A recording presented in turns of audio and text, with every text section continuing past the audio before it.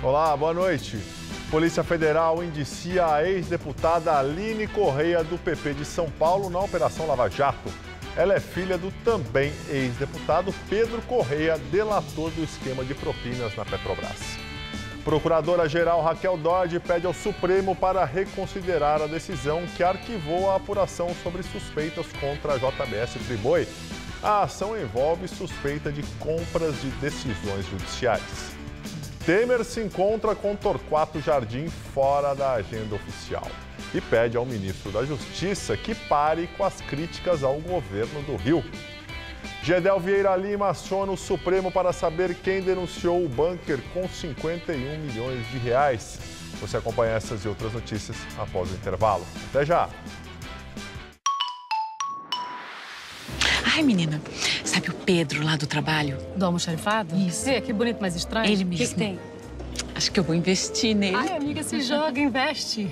Falando nisso, esqueci de investir uma grana que tá na minha conta. Peraí, já vou. Ih, tá se complicando, madame. Faz no app. Epa!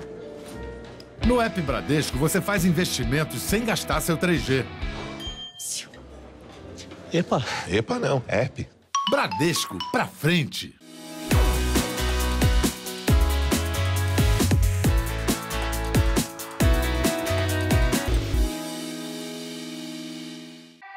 Tá a fim de escrever a sua própria história?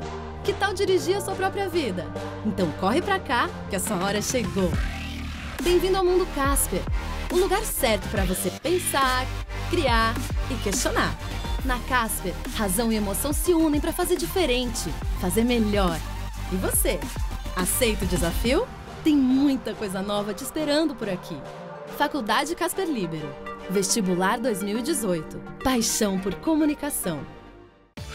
Olha aí o segredo da Gabriela Pugliese para ajudar a reduzir a gordura localizada. Agora ficou mais fácil você eliminar de vez aquela barriguinha ou pneuzinho com Imecap Redutor de Medidas.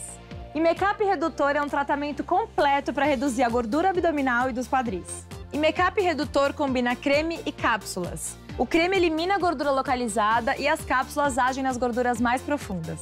Gordura localizada tem solução com Imecap Redutor de Medidas. Nesta sexta, o padre Alessandro Campos recebe convidados super especiais para a festa sertaneja. Tem o som regional de Cláudio Lacerda, os sucessos de Vitor Ivanucci e todo o talento das meninas do Barra da Saia.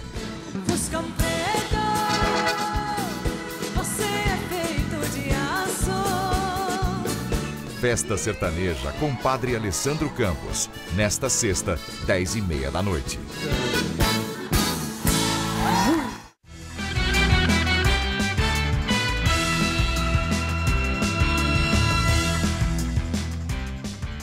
Polícia Militar prendeu 3 suspeitos de participação na morte da jovem paulista que havia desaparecido após combinar carona por aplicativo. Kelly Cristina Cadamuro, de 22 anos, foi velada hoje no município de Guapiaçu, em São Paulo. O corpo de Kelly foi encontrado ontem em um riacho perto da cidade de Itapajipe, interior de Minas Gerais. Exames vão verificar se houve violência sexual. A jovem sumiu após combinar carona com um casal via WhatsApp.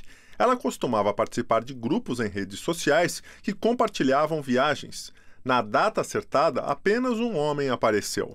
Em ação conjunta, a PM de Minas e São Paulo prendeu 3 homens. Um deles era o rapaz que viajava com Kelly, Jonathan Pereira do Prado, foragido da prisão desde março. De acordo com a polícia, ele confessou o crime.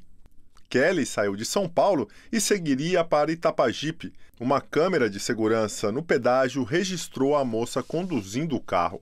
Horas depois, o veículo aparece seguindo no outro sentido, com apenas um homem no volante, sozinho.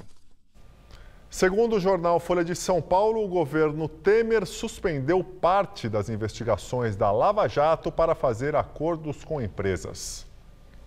A construtora Engevix, envolvida na Lava Jato por desvios na Petrobras, também vinha sendo investigada no âmbito administrativo pelo governo federal. Mas em 2015, o processo foi congelado e ficou parado até abril deste ano. O argumento era de que havia uma negociação para um acordo de leniência, a delação premiada das empresas, que acabou fracassando. Caso idêntico é o do processo contra a Galvão Engenharia, também parado durante 2 anos. É o Ministério da Transparência o responsável por investigar e punir as empresas por atos de corrupção contra a administração pública. A lei anticorrupção, em vigor desde 2013, prevê multa de até 20% do faturamento, que pode ser reduzida num acordo quando a empresa admite a culpa.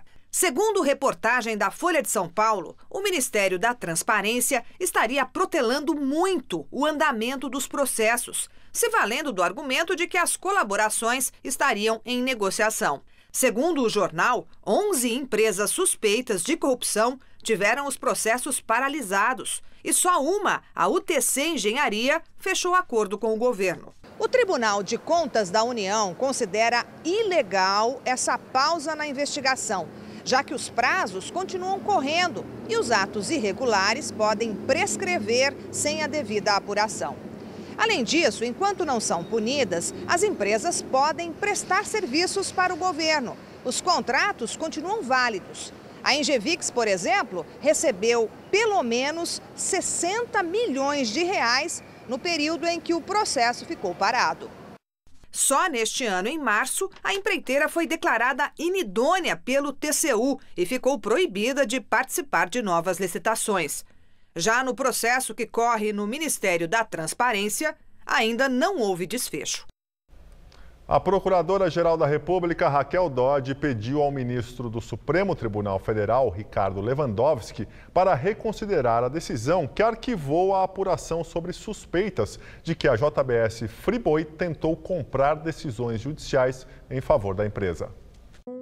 O ministro Ricardo Lewandowski já havia negado o pedido, alegando que a procuradora não apresentou indícios de autoria e materialidade que justificassem a abertura da investigação. Raquel Dodge, então, questionou e pediu que Lewandowski reconsidere a decisão, que os indícios citados por ele só podem ser obtidos justamente com a investigação. No mês passado, a revista Veja revelou mensagens trocadas entre o diretor jurídico do grupo JF Friboi, Francisco de Assis, e a advogada da empresa Renata Jerusa Prado Araújo, que sugerem estratégias para comprar decisões favoráveis em tribunais. Entre as instituições citadas está o Superior Tribunal de Justiça. A suspeita levou a Procuradora-Geral da República a pedir ao ministro uma apuração prévia sobre o caso, uma perícia nas mensagens e áudios trocados por aplicativos. As mensagens entre Francisco de Assis e a advogada da JBS Friboi não incluem diálogos entre os ministros do STJ. Não há indícios definitivos também de que as promessas de compra de decisões tenham efetivamente sido feitas ou pagas. O Ministério Público Federal quer que as investigações avancem. A palavra final caberá ao ministro Ricardo Lewandowski. Na delação, os executivos da JF não mencionaram as mensagens e nem a suposta tentativa de compra de decisões. O acordo de colaboração dos irmãos Batista está suspenso. A alegação para o descumprimento é a de que eles omitiram fatos importantes à justiça e se beneficiaram de informações privilegiadas para lucrar no mercado financeiro, dias antes da delação vir à tona. Joesley e Wesley Batista estão presos preventivamente desde setembro, na carceragem da Polícia Federal, em São Paulo. E a Polícia Federal indiciou a ex-deputada Aline Correia, do PP de São Paulo, na Operação Lava Jato. Ela é filha do também ex-deputado Pedro Correia, delator do esquema de propinas na Petrobras. A Aline foi candidata a vice de Maluf na eleição para a Prefeitura de São Paulo em 2008. Aline Correia foi indiciada por corrupção e lavagem de dinheiro com base nas delações do ex-diretor de abastecimento da Petrobras, Paulo Roberto Costa, e do doleiro Alberto Youssef. Segundo os delatores, Aline Correia recebia repasses mensais de R$30 mil, dinheiro vindo do Caixa 2 e de propina para o PP, paga pela Petrobras. Além disso, a ex-deputada teria recebido dinheiro das construtoras UTC e Constran para sua campanha eleitoral em 2010. A investigação da Polícia Federal aponta que Aline Correia participou de inúmeras reuniões com a cúpula do PP em razão de ser filha do também ex-deputado Pedro Correia. Teriam sido vários encontros nos escritórios do doleiro Alberto Youssef, em São Paulo. Segundo a PF, 21 entre 2010 e 2014. Aline Correia e o pai fecharam delação com a Justiça. Durante acordo de colaboração com a Justiça, Alberto Youssef disse que a ex-deputada tinha até uma rotina. Sempre às segundas ou sextas-feiras, ela ia pessoalmente ao escritório dele para reclamar que o pai, Pedro Correia, e outros dirigentes do PP não estavam realizando os repasses diretamente a ela. Também em colaboração com a Justiça, a Aline confirmou os pagamentos, que eram feitos em espécie e em sacolas de papel. Aline Correia disse, porém, que não sabe precisar os valores porque não usufruía deles. Confirma apenas que o dinheiro em sacolas era transportado até um flat em São Paulo, onde o pai passava para buscar. As remessas seriam um crédito que Pedro Correia disse ter com Youssef. A defesa disse que Aline Correia só vai se manifestar perante as autoridades que atuam na Operação Lava Jato. O ministro da Fazenda, Henrique Meirelles, afirmou hoje que descarta concorrer a vice-presidente da República nas próximas eleições. Em entrevista à Rádio Gaúcha, Meirelles disse que há um espaço importante na política para quem defende reformas e modernização da economia, mas afirmou que, no momento, não pensa em se candidatar em 2018. O ministro também defendeu uma reforma completa da Previdência. Meirelles afirmou que as mudanças precisam ser abrangentes para que o assunto não tenha que voltar à pauta nos próximos anos e que a atual proposta mantém 75% da original. O ministro negou planos de aumento de impostos, mas disse que podem ocorrer ajustes. E agora o comentário de Josias de Souza, direto de Brasília. Há dois Meirelles na praça. Está cada vez mais difícil distinguir o ministro da Fazenda do candidato à presidência. Ambos são muito confusos. O ministro comemora o sucesso de um ajuste fiscal que, sem a reforma da Previdência, não existe. O presidenciável nega em nota oficial a candidatura que ele próprio, em entrevista, admite que já existe. A assessoria de Meirelles deve estar muito confusa com esse negócio de separar os dois personagens. Sugere-se a utilização de bonés. O boné do ministro seria adornado com a letra M. O do candidato estamparia a letra C. Meirelles adquiriu o inusitado hábito de frequentar eventos evangélicos. Quando estiver no culto, boné de candidato. Para falar com os repórteres na saída, boné de ministro. O maior problema é que, no fundo, todos sabem que não há como deixar de tratar os dois Meirelles como um só. A soma dos personagens dá um ministro da Fazenda que tende a trocar o rigor técnico pela conveniência política do candidato. O risco que o país corre é o de assistir a uma situação do tipo Dr. Jekyll e Mr. Hyde.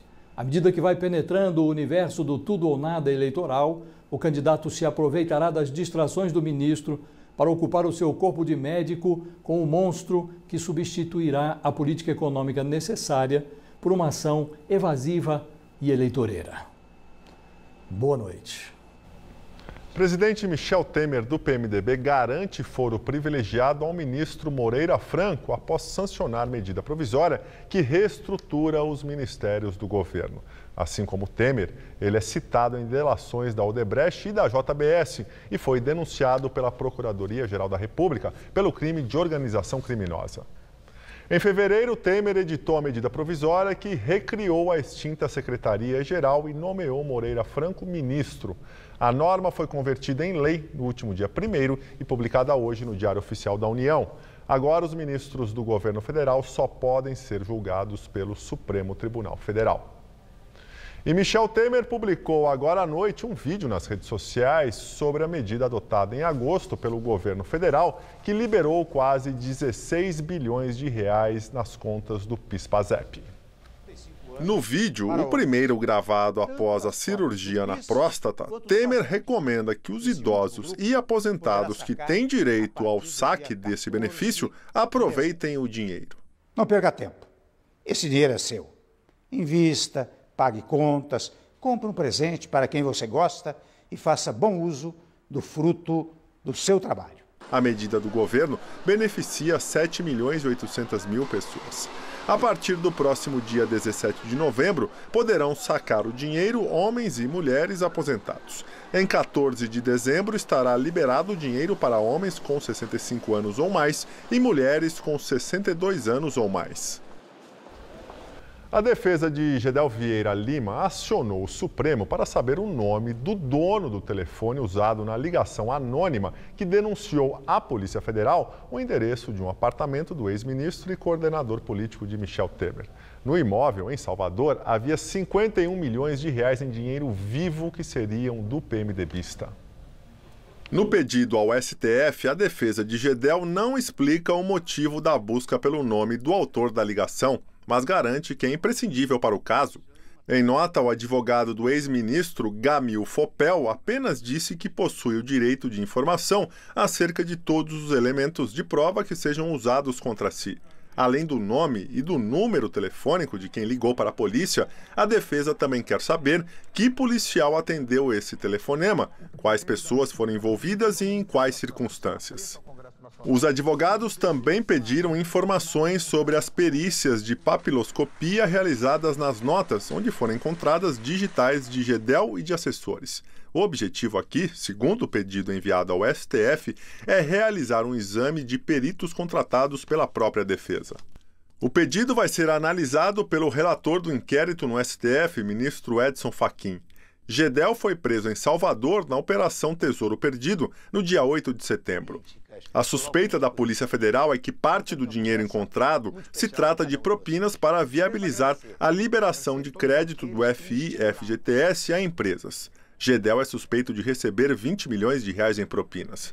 Além de ex-ministro da Secretaria de Governo da gestão do presidente Michel Temer, o PMDBista foi vice-presidente de pessoa jurídica da Caixa Econômica Federal entre 2011 e 2013, indicado pela então presidente Dilma Rousseff e ex-ministro do governo Lula. A Polícia Rodoviária Federal apreendeu ontem à noite mais de 12 milhões de reais em um caminhão de produtos de hortifruti. Foi a maior apreensão de dinheiro já feita pela corporação. A polícia levou 6 horas para contar as cédulas. Foram 8 milhões e 100 mil reais e 1 milhão e 200 mil dólares, totalizando 12 milhões e 100 mil reais. A apreensão aconteceu durante uma fiscalização de rotina em um posto da Polícia Rodoviária Federal em Campina Grande do Sul, na região metropolitana de Curitiba. O caminhoneiro de 55 anos foi preso. Ele informou que seguia de São Paulo para Foz do Iguaçu e que não sabia do dinheiro. A Polícia Federal vai investigar o caso. O ministro Edson Fachin, do Supremo Tribunal Federal, foi sorteado para analisar a interpelação judicial apresentada pelo governo do Rio contra o ministro da Justiça. Em entrevistas recentes, Torquato Jardim acusou os comandantes de batalhões policiais do Rio de estarem ligados ao crime organizado. O ministro da Justiça se encontrou hoje com o presidente da República, Michel Temer, fora da agenda para tratar do assunto. Na reunião de cerca de 40 minutos no Palácio do Jaburu, onde o presidente se recupera da cirurgia da próstata, Temer pediu ao ministro que não faça mais declarações públicas contra as autoridades fluminenses para evitar mais desgaste entre as duas esferas de poder. Esta semana, o ministro da Justiça deu declarações acusando os chefes de batalhões do Rio de Janeiro de serem sócios do crime organizado. As falas motivaram o governo do Rio a entrar com uma interpelação judicial no Supremo Tribunal Federal, que será analisada pelo ministro Edson Fachin por injúria e difamação. O governador Luiz Fernando Pezão disse que as acusações feitas por Torquato não ajudam em nada e exigiu provas. Apesar da ação no Supremo, Pezão disse hoje que conversou por mensagens de celular com o ministro da Justiça, na qual Torquato Jardim teria deixado claro que as declarações são uma opinião pessoal em relação à crise de segurança no Rio e não uma posição oficial do governo. O ministro garantiu ainda que as ações conjuntas entre o governo federal e o estadual do Rio para o combate ao crime organizado não serão afetadas.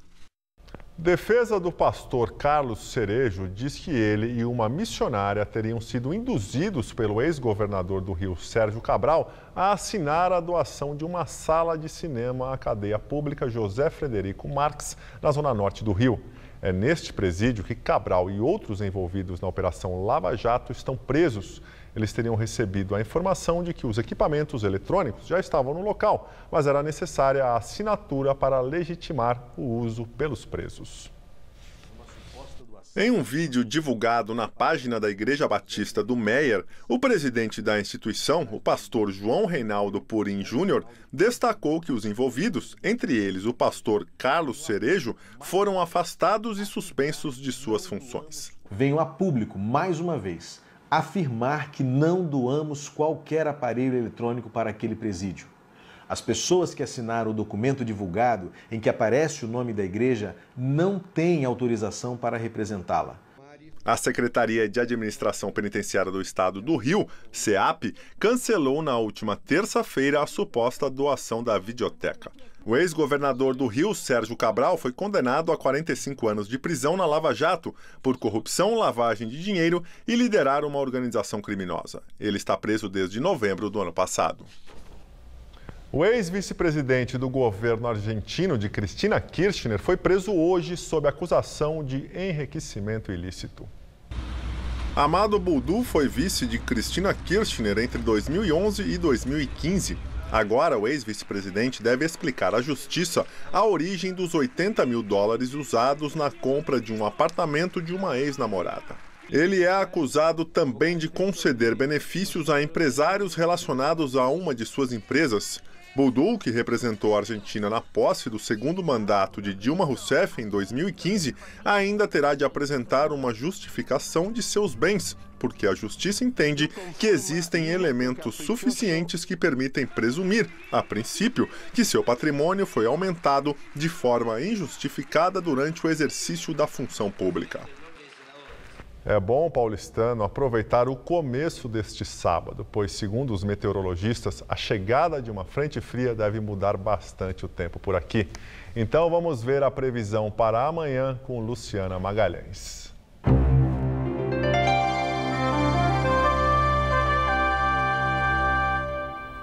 Aqui na capital paulista, o tempo fica mais instável à medida que uma frente fria avança. Amanhã, calor ainda com pancadas de chuva, máxima de 30 graus. Mas no domingo o céu fica nublado e a temperatura despenca, ficando em 22 graus. E a semana começa chuvosa e fria. A máxima não deve passar dos 19 graus. E eu fico por aqui. Assista agora o programa Festa Sertaneja. Muito obrigado pela sua companhia e lembre-se que a edição de hoje pode ser vista no site do Jornal da Gazeta. Tenha uma boa noite, um ótimo final de semana. A gente se vê na segunda. Até lá!